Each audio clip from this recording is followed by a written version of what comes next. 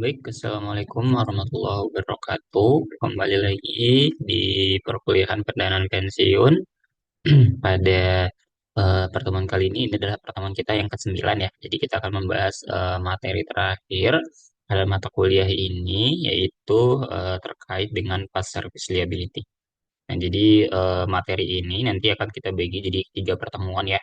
Jadi biar pertemuannya itu tidak lama gitu ya. Jadi biar kita bisa lebih memahami saja gitu ya materinya. Jadi lebih fokus belajarnya. Oke. Nah, jadi apa sih sebenarnya pas service liability itu gitu ya? Nah, sebelum kita membahas pas service liability itu, eh, kita lihat dulu ya. Di sini dalam situasi terjadinya unfunded actuarial liability atau UAL, nah perusahaan itu harus menutup UAL dengan menyediakan sejumlah dana atas past service liability atau kewajiban masa kerja sebelumnya gitu. Nah, jadi past service liability ini muncul ya kalau misalkan terjadi yang namanya UAL atau unfunded actuarial liability. Jadi kalau misalkan UAL-nya itu ada nilainya, jadi dia eh, dana yang kita punya tidak cukup gitu ya, dana perusahaan tidak cukup, maka akan muncul istilah yang namanya past service liability. Jadi past service liability ini adalah eh, kewajiban si perusahaan untuk masa kerja di yang sebelum-sebelumnya gitu ya. Nah, jadi eh, kita perlu memperhatikan gitu ya, karena kita di sini ingin adanya UAL gitu ya, ibarat katanya. Nah, berarti kita harus tahu apa saja faktor yang menyebabkan terjadinya UAL, sehingga nanti akan muncul fast service liability kan gitu ya. Nah, jadi beberapa faktor penyebab terjadinya UAL ini tuh ada 3. Yang pertama adalah masa kerja sebelum didaftarkan. Yang kedua adalah kenaikan upah di atas asumsi. Kemudian yang terakhir adalah perubahan asumsi perhitungan. Oke, kita bahas dulu satu persatu secara singkat. Ketika maksud dari masa kerja sebelum didaftarkan, ya, jadi pada kenyataannya kan sebenarnya kalau misalkan kita biasanya kan masuk kerja itu pada usia E gitu ya, dan kita akan didaftarkan pada usia A dan pensiun pada usia R gitu ya. Nah, jadi eh, dalam kasus di mana nanti kita peroleh A-nya itu lebih daripada E gitu ya. Nah, maka ada masa kerja yang ini belum didaftarkan. Nah, jadi masa kerja yang belum didaftarkan inilah yang menimbulkan nanti terjadinya UAL. Tuh. Kemudian yang kedua adalah kenaikan upah di atas asumsi. Nah, jadi kalau misalkan dia apa namanya eh, kenaikan upahnya, misalkan kita asumsikannya itu 1%, tapi ternyatanya adalah 3%. Nah, itu juga akan menyebabkan terjadinya UAL. Nah, kemudian yang terakhir itu adalah perubahan asumsi perhitungan. Nah, biasanya ini lebih kepada usia pensiun ya. Jadi kalau misalkan eh, usia pensiunnya itu dipercepat ataupun diperlama, maka nanti itu akan mengakibatkan terjadinya UAL. Nanti kita lihat ya.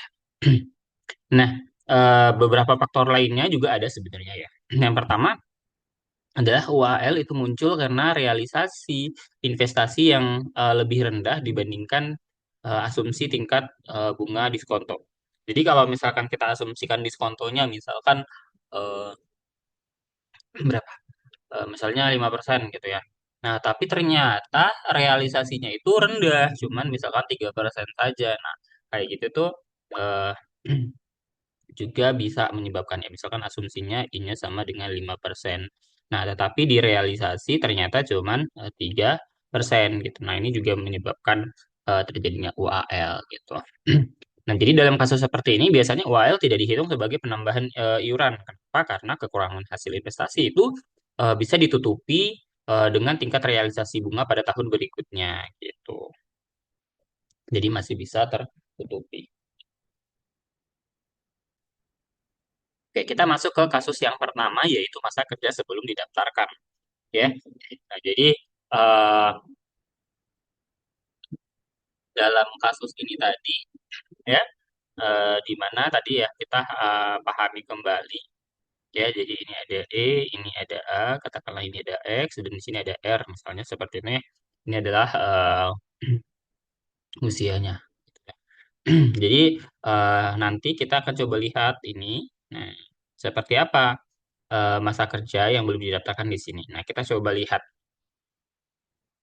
Nah, pada metode EAN, kita sudah tahu bahwa A itu sama dengan E. Jadi, semua peserta itu langsung didaftarkan pada saat yang sama. Langsung didaftarkan pada saat yang sama. Nah, tapi pada kenyataannya kondisi ini itu tidak selalu dapat dipenuhi karena banyak perusahaan itu mendaftarkan karyawannya setelah melewati masa percobaan. Jadi, sebagai orang yang memiliki perusahaan itu nggak akan langsung mendaftarkan pekerjanya ke dalam pendanaan pensiun. Kenapa? Ya karena perusahaan itu biasanya melihat dulu kinerja dari pekerjanya. Apakah kinerjanya itu patut dipertahankan gitu ya, atau justru pekerjanya harus diberhentikan karena memang kinerjanya yang kurang baik gitu ya, yang hanya akan merugikan perusahaan gitu. Jadi biasanya dia melewati dulu masa percobaan dulu, baru nanti kalau misalkan kira-kira kinerjanya baik, maka akan dimasukkan ke dalam pendanaan pensiun seperti itu. Nah, jadi kondisi yang terjadi di lapangan itu tidak selalu sesuai dengan asumsi pada metode EAN, gitu ya. Nah, kondisi ini itu berdampak pada perhitungan unfunded actuarial liability muncul saat peserta itu baru didaftarkan. Nah, jadi eh, biasanya kan kalau di metode EAN itu kita tahu bahwa A itu sama dengan E. Dan pada kenyataannya kan tidak selalu seperti itu. Nah, jadi eh, ketika kita menggeser gitu ya. Nah, jadi kan kalau yang awalnya di sini E itu sama dengan A, maka kan ini semua kewajiban sudah tertutupi gitu ya. Maksudnya kewajiban sudah dihitung. Kewajiban sudah dihitung. Nah, tetapi kalau dalam kasus misalkan di sini ada E, di sini ada A, ya, di sini adalah R, gitu ya. Nah, kewajiban yang dihitung itu kan di sini nih. Ini kewajiban yang dihitung. Nah, jadi kewajibannya di sini ini belum dihitung, gitu ya. Nah, sehingga inilah yang mengakibatkan terjadinya si UAL tadi, gitu ya. Nah, oke. Nah, jadi eh, kita ingat kembali bahwa untuk UAL itu persamaannya adalah AL kita kurangkan dengan F.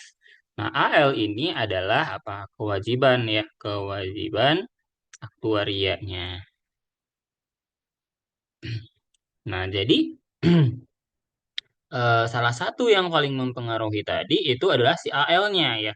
Jadi kita perlu mempertimbangkan lagi kewajiban aktuarianya. Nah, jadi ingat kembali berdasarkan metode entry age normal atau EAN, kewajiban aktuaria itu didefinisikan sebagai selisih antara nilai sekarang dari manfaat benefitnya ya, yaitu present value factor benefit dikurangkan dengan present value dari iurannya. Jadi persamaannya seperti ini. Ini yang perlu kita ingat kembali. Nah, jadi kita akan melihat kasusnya ini seperti apa, gitu ya. Nah, jadi dalam kasus di mana usia awal pendanaan itu tidak sama dengan usia mulai bekerja atau hanya lebih daripada E, entry actuarial liability pada metode entry as normal itu muncul saat peserta didaftarkan pada usia awal ya bekerja. Jadi katakanlah A-nya itu sama dengan X. Nah, jadi di sini kita seperti melakukan penggeseran usia awal bekerja yaitu menjadi A sama dengan X. Dengan A-nya itu lebih daripada E gitu. Nah, jadi ketika baru didaftarkan setelah mulai bekerja yaitu A lebih daripada E, hal ini akan menimbulkan sejumlah yang namanya kewajiban gitu. Jadi kita menggeser usia awal bekerjanya. Jadi kan tadi kita tahu ya ini ada E, ini ada A, ini ada X, ini ada R gitu ya. Nah, jadi kita ingin geser gitu ya si X-nya itu biar dia nilainya sama dengan A atau A-nya itu sama dengan X gitu ya. Maksudnya seperti apa? Kita coba lihat.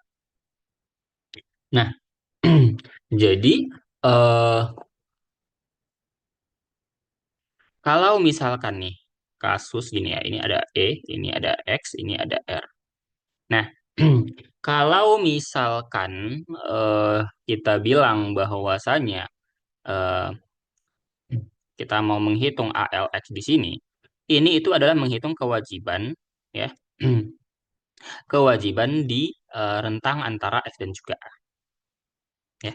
Jadi ALX itu adalah menghitung kewajiban eh, dari usia A, dari dari masuk sampai dengan usia X gitu. Nah, jadi kalau misalkan kita mau menghitung ALA gitu ya, katakanlah ini E, ini A, ini ada X, ini ada R. Nah, jadi kalau misalkan kita mau menghitung nilai ALA di sini, ALA-nya, maka itu sama aja kayak kita menghitung kewajiban di antara E sampai dengan A. Nah, ini adalah kewajiban yang tadi sebelum eh, masa kerja sebelum didaftarkan, gitu ya. Nah, jadi untuk menghitung ALA-nya ya sama kayak rumus umumnya ya kita lihat berapa future value faktor dari benefitnya, berapa future value faktor dari iurannya. Nah, ingat kembali ya, kalau misalkan ini R, kemudian ini A, lalu ini ada E, dengan ini X. Nah, di sini adalah BR. Nah, pada usia A, maka kan di sini ini kita bawa ke waktu ke A. Ya, kita kali dengan apa? Kita kali V pangkat R min A. Kita kali dengan probabilitas seseorang berusia A itu akan bertahan hidup sampai R min A tahun. Ya, jadi bentuknya adalah yang ini. Nah, kemudian eh, present value factor dari iurannya.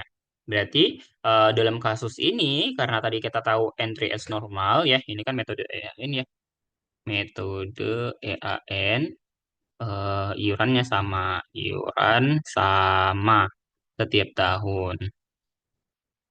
Ya, bisa kita katakan sebagai NCE. Nah, NCE.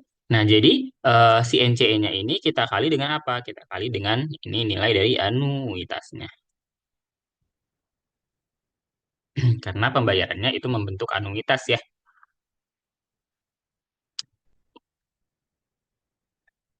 Pembayaran periodik.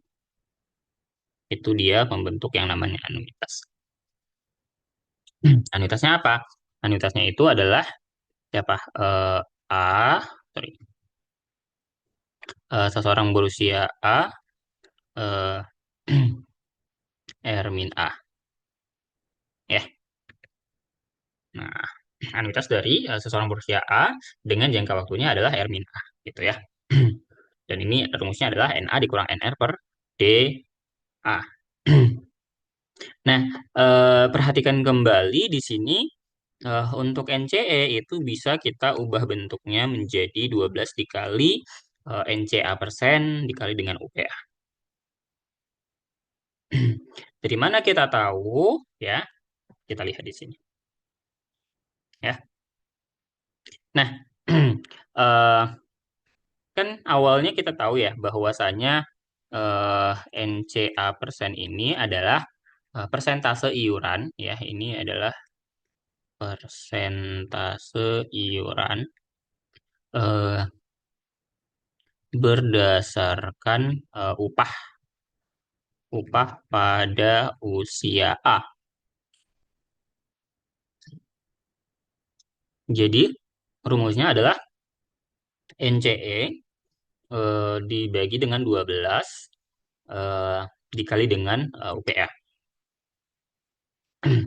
Oke. Nah, kenapa bisa rumusnya menjadi seperti ini? Ya, kita ingat kembali ini sama aja kayak 1/12 dikali UPA. Nah, NCE itu bentuknya adalah untuk metode EAN itu adalah DR per NE min NR dikali dengan BR-nya. Ya, bentuknya seperti ini. Dengan BR-nya ini, boleh kita tulis sebagai ekspresi yang ini. 12 alfa R min E. Nah, ini itu kan adalah bentuk UPA. Sorry, UPR. Ini adalah UPR. Nah, UPR ini juga bisa kita tuliskan sebagai UPA 1 plus S dipangkatkan R min. Nah, dari mana kita bisa dapat persamaannya itu? Jadi perhatikan bahwa kalau misalkan ini adalah E, kemudian E plus 1, kemudian sampai di sini nanti A, kemudian ini R. Nah, pada E plus 1 kan ini terjadi kenaikan upah ya. Upah naik gitu ya.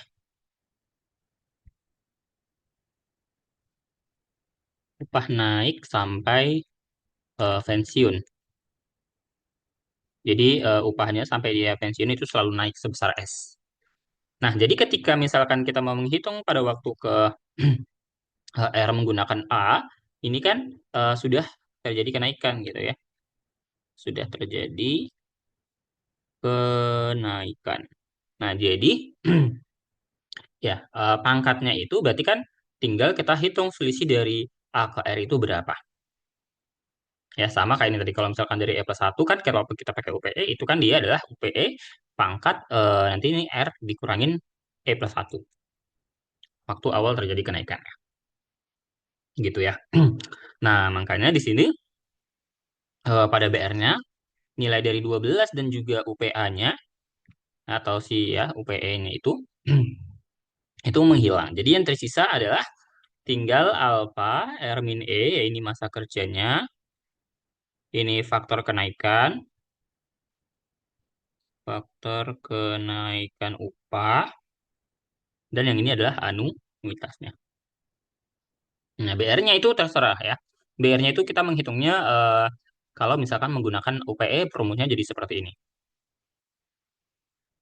Jadi dia bergantung pada kondisinya ya. Kalau misalkan kita punyanya informasinya adalah UPE ya, kita boleh tuliskan seperti itu. Nah, jadi persamaan yang tadi di sini ya. Nah, ini kan ada BR, kemudian di sini ada NCA persennya. Nah, ini kita bisa substitusikan ya. Nah, kita bisa sederhanakan bentuk ekspresinya dengan kita melakukan substitusi. Ya, kita lihat di sini yang ini adalah nilai dari si BR. BR-nya yang kita hitung menggunakan nilai dari UPE-nya. Nah, kemudian yang ini adalah nilai dari si NCA persen. Kemudian yang ini adalah nilai dari UPA yang dihitung berdasarkan nilai UPE. Jadi kalau misalkan tadi kita punya di sini E, kemudian E plus 1, dan seterusnya sampai nanti A, di sini kan terjadi kenaikan ya, upah naik. Nah, jadi kalau kita mau tahu nilai dari UPA, ini akan sama dengan ya si UPE-nya, UPE yang 1 plus S naiknya itu seberapa banyak eh, dari E plus 1 sampai dengan A. Jadi A dikurangin E plus 1 gitu ya. Nah, ini tadi bentuk NA dikurang NR. Nah, bentuk ekspresi yang ini boleh kita kelompokkan ya. Jadi bisa kita lihat ada beberapa komponen yang sama. Apa saja? Itu bisa kita lihat di sini ada eh, ya, perhatikan. Pertama, di sini kita punya DR per DA. Kemudian di sini kita punya DR dan DA di bawah sini. Oke, itu boleh kita keluarkan menjadi yang ini, DR per DA. Kemudian kita lihat di sini ini adalah nilai dari BR-nya. Ya, 12 alfa R min E dikali UPE 1 plus S pangkat R min E plus 1 dikali dengan AR 12. Itu bisa kita tuliskan di sini. Ini BR-nya. Ya, BR kita keluarkan. Nah, kita lihat di sini eh, pada komponen yang minus ini ada 12-nya, ada alfa min R min E gitu ya. Kemudian di sini ada nilai dari si UPE-nya, ada AR-nya, oke. Ini alfa min E, kita lihat ya. Ini yang saya lingkarin ini. Jadi, saya tulis di mana ya? Saya tulis di sini deh. Kita lihat ya, itu ada 12 dikali dengan alfa. Oke, kita tulis ya. Alfa R min E. Lalu di sini ada AR12-nya. Oke, sebelum AR12-nya kan ini ya. Nah, ini kita lihat dulu UPE-nya. Nah, ini UPE-nya. Kemudian 1 plus S pangkat A. 1 plus S dipangkatkan A kurang E+1 dikali dengan 1 plus S dipangkatkan R min A. Nah, ini kita kali dengan ya si AR-nya. AR12. Atau si UPE ini kan tadi kita tahu ini adalah nilai dari UPA ya. Ini adalah UPA. Nah, UPA kita perhatikan ya, ini yang komponen yang ini UPA dikali 1 plus S dipangkat R min A ini kan sama aja dengan UPR. Nah, jadi persamaannya ini sama aja kayak 12 alfa R min E kemudian UPR ya dikali dengan AR12 ya sama aja kayak BR. Nah, jadi boleh kita keluarkan semuanya. Nah, jadi yang tersisa yang komponen ini tadi itu adalah nilainya 1 ya. Kemudian yang ini yang tersisa adalah si Na dikurangin Nr dibagi dengan Ne dikurang Nr yang ini. Nah, ekspresi yang ini. Oke. Nah, jadi kita bisa sederhanakan nih bentuk yang satu dikurang Na dikurang Nr per Ne dikurang Nr itu menjadi persamaan yang ini. Ne dikurang Na dibagi Ne dikurang Nr.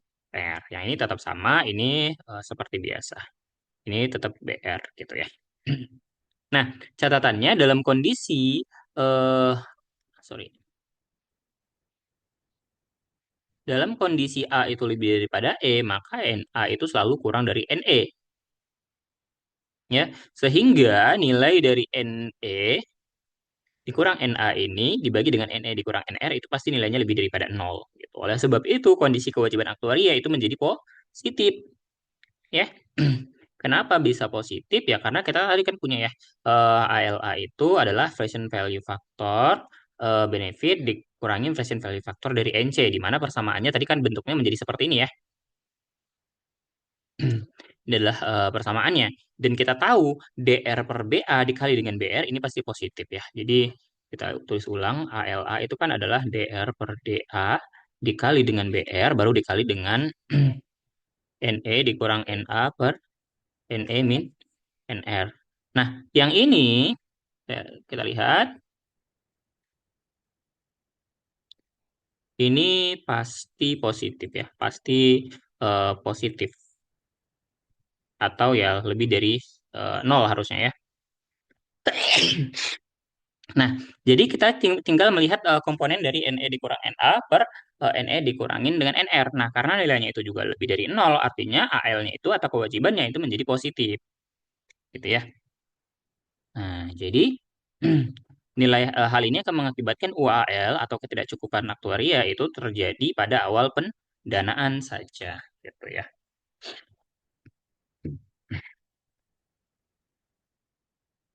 Nah, eh, UAL itu kan kita definisikan sebagai selisih antara kewajiban aktuaria dengan akumulasi dana yang terkumpul gitu. Nah, karena pada awal pendanaan akumulasi dana yang tersedia itu adalah nol, maka besarnya UAL itu sama dengan kewajiban di awal periode.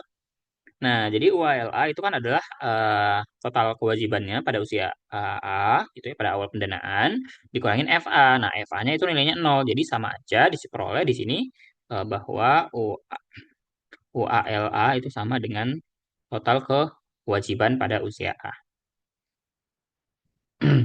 Nah, jadi pas service liability itu tadi kan adalah apa? Adalah kewajiban perusahaan ya sejumlah dana yang menjadi kewajiban perusahaan pada awal gitu ya. Nah, jadi istilah lain dari fast service liability itu adalah kewajiban yang dibekukan atau frozen initial liability atau disingkatnya FIL. Nah, jadi perusahaan wajib membayar sejumlah dana awal jika peserta yang didaftarkan memiliki kewajiban aktuaria karena memiliki masa kerja sebelumnya. Gitu. Jadi kita peroleh bahwa fill-nya itu adalah sama dengan VSL sama dengan TAL-nya gitu ya. Jadi ini adalah kewajiban pada awal untuk masa kerja yang sebelumnya. Nah, yang berikutnya itu adalah suplemen cost atau suplemen contribution atau iuran tambahan. Nah, jadi tadi kita tahu kalau fee itu kan dibayarkan saat pesertanya masuk, sehingga akan terjadi keseimbangan yang membuat UAL-nya itu menjadi nol. Nah, fee yang dibayar secara cicilan sehingga hingga N tahun, ini akan menimbulkan iuran tambahan yang memiliki persamaan seperti ini. Fill ini adalah suplemen cost A kita kali dengan A anuitas dari seseorang berusia A dibayarkan sebanyak N periode gitu ya. Jadi ini kan fill ini adalah kewajibannya. Nah, SCA ini adalah besar cicilan gitu ya. Besar cicilan, besar cicilannya. Nah, ini adalah anuitasnya. Anuitas dari periode pembayarannya. Karena kan dia membayarkan secara dicicil berarti periodik gitu ya. Cicilan ini berarti menandakan dia periodik. Nah, dengan demikian kita punya SCA itu atau si suplemen contribution-nya SC ya pada seseorang usia A itu adalah fil dibagi dengan anuitasnya. Nah, di mana tadi filnya itu adalah TAL ya. Jadi bentuknya SCA-nya adalah TAL dibagi dengan anuitasnya.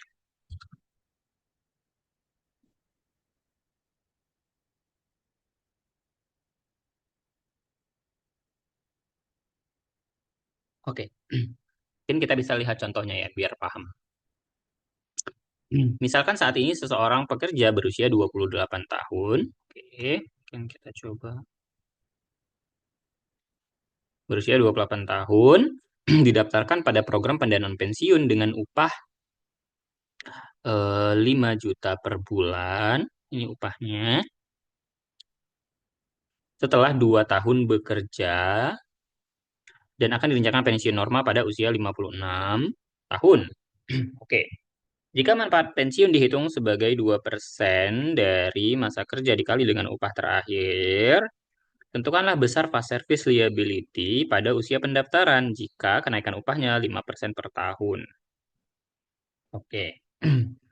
Ya, kita lihat tadi, baca lagi soalnya. Misalkan saat ini seseorang pekerja berusia 28 tahun dan didaftarkan pada program pendanaan pensiun. Oke, jadi kita tahu ya, ini adalah E, kemudian ini adalah A, ini adalah R, yang R-nya adalah 56, A-nya adalah 28, dan dibilang tadi itu setelah 2 tahun bekerja, berarti E-nya itu adalah 26.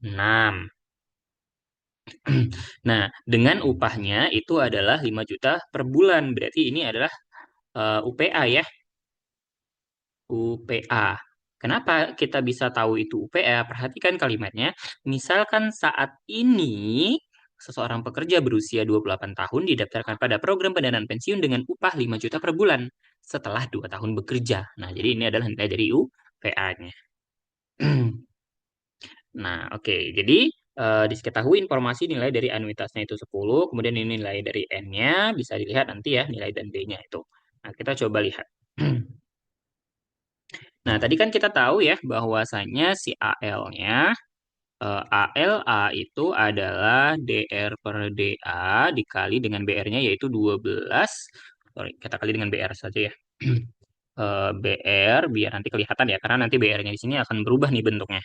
Nah, NE dikurangin NA per NA dikurangin, sorry, NE dikurangin NR.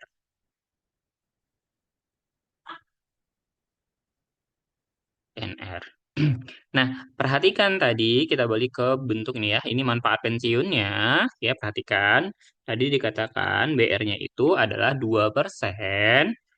2% kita kali dengan masa kerjanya. Berarti ini adalah R min E dikali dengan upah terakhir, UPR.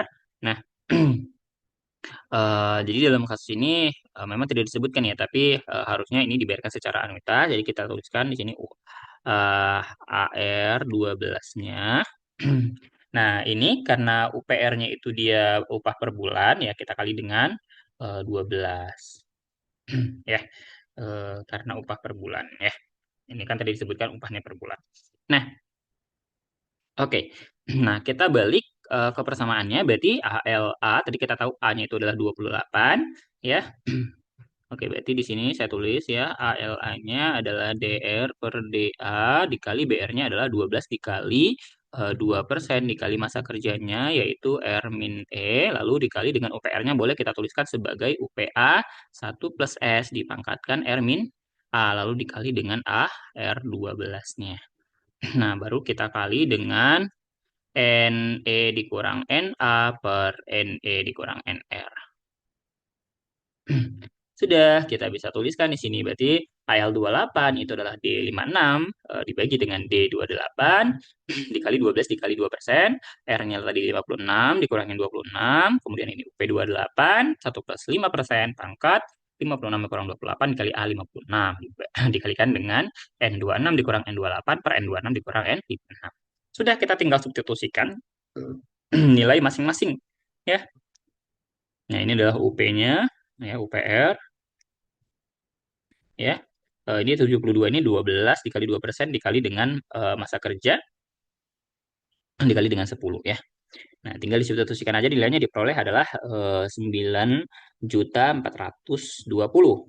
Nah, jadi besarnya fast service liability ini adalah sebesar 9.420.000 itu. Oke, nah sekarang kita coba berdiskusi di sini. Nah, dari contoh sebelumnya, kira-kira berapa besar iuran tambahan jika si fast service liability-nya itu dicicil pembayarannya selama 5 tahun? Oke, berarti N-nya ini 5 tahun. Dan apa yang terjadi jika periode cicilannya itu semakin lama, misalkan 10 atau 20 tahun? Oke, kita coba lihat ya. Berarti kita mau menghitung berapa SC28, ya, yang mana rumusnya itu adalah AL 28 dibagi dengan A, anuitas dari seseorang berusia A, berarti 28 dibagi dengan, sorry, 28 dibagi dengan, sorry, ini tadi periodenya itu 5 ya.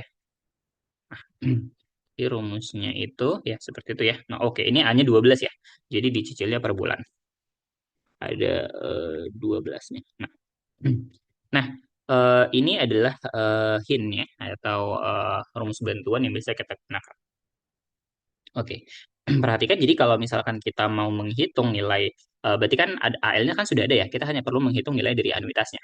Nah, berarti kalau berdasarkan ini nilai dari si A 285 12 ini itu sama aja kayak kita pakai rumus yang kedua yaitu A 285 kemudian dikurangin M-nya berarti kan adalah 12 kurang 1 per 2 kali 12 kemudian 1 dikurangin berarti N-nya ini adalah 5 28. Nah, nilai dari A285 ini itu adalah bentuknya samaan yang ini ya. Berarti NX berarti N28 ya dikurangin dengan N ini 28 tambah 5 berarti berapa? 33 dibagi dengan D28. Oke, dikurangin ini berarti 11 per 24 lalu 1. Nah, perhatikan di sini untuk NEX-nya itu adalah DX plus N per DX. Berarti ini adalah dikurangin D33 per D28. Oke, nah ini sudah ada nilainya ternyata. Oke, kita tulis ulang ya. Jadi kita punya nilai dari si A 285 12 ini sama dengan tadi N28 dikurangin N33 dibagi dengan D28 dikurangin 11/24 dikali dengan 1 dikurangin 33/D28.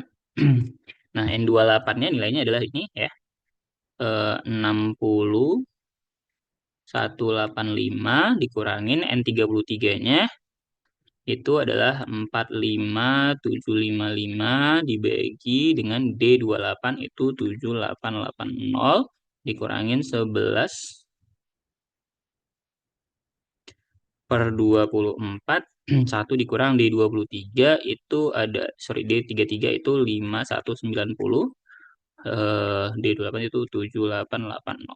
Oke, saya coba hitung dulu ya.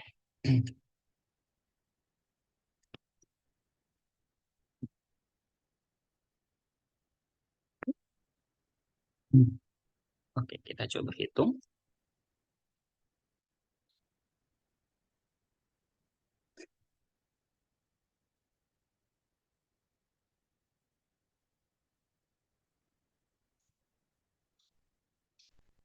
Ini dia 1,8312 dikurangin yang ini.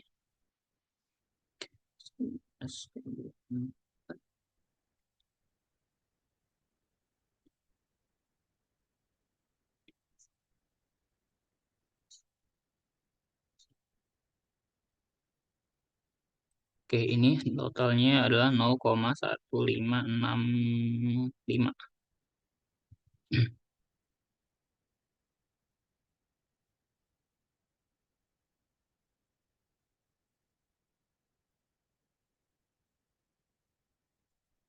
Hasilnya adalah 1,6747. Oke.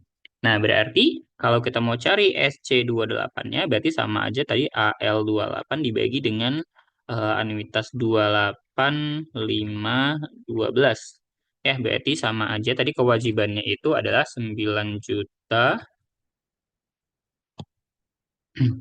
Kan tadi kewajibannya adalah 9.420.768, 420.768,15 dibagi dengan 1,6748.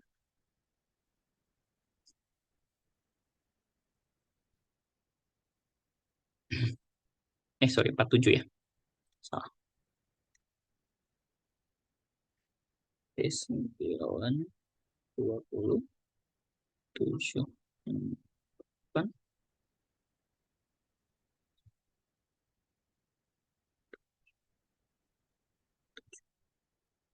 Oke, hasilnya itu 5.625.346,72. Oke, sebentar. Kok lumayan besar ya? Oke, kita lihat kembali. Kita tadi mau menghitung AX12.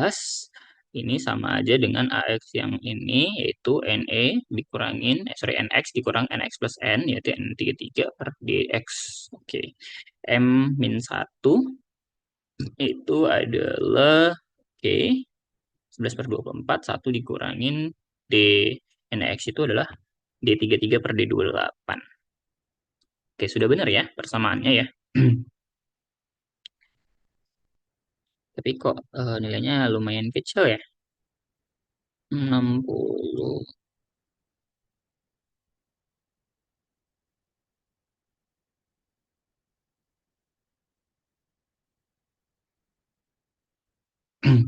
Oke, anggaplah nilainya ini sudah benar ya 5 juta. Walaupun sebenarnya kalau menurut saya pribadi ini kurang make sense ya. Logikanya masa iya nilai 9 juta kita cicil 12 bulan.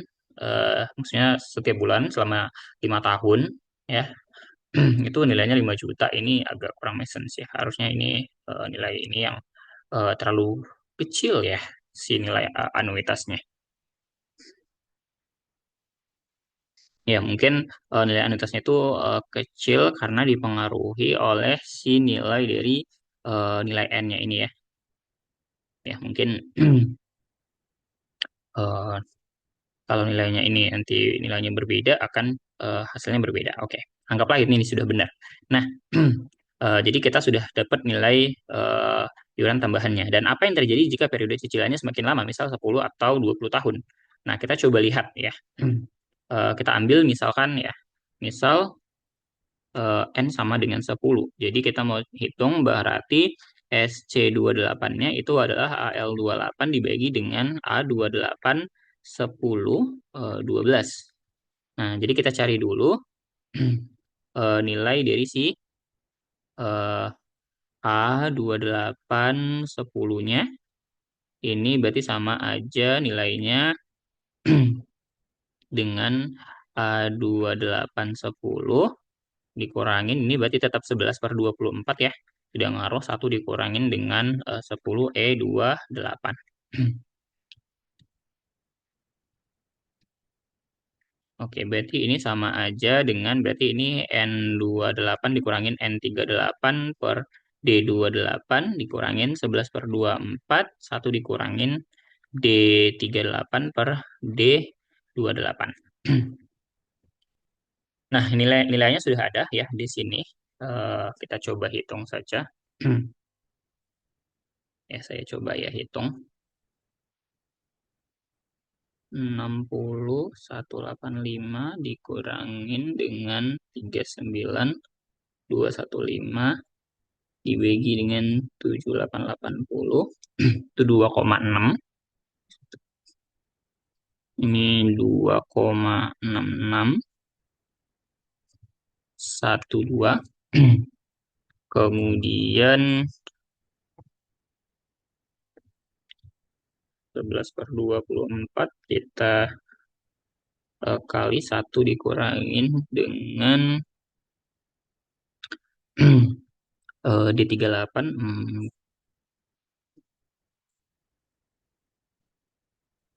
4278 bagi dengan 7.880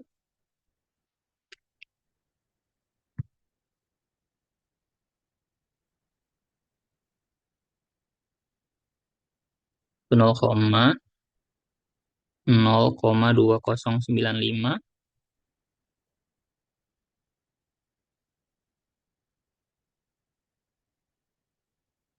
itu hasilnya 24517.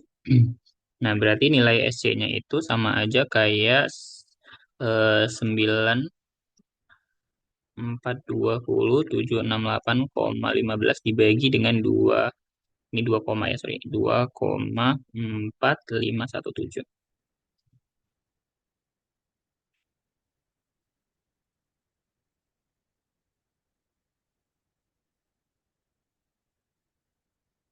Hasilnya 3842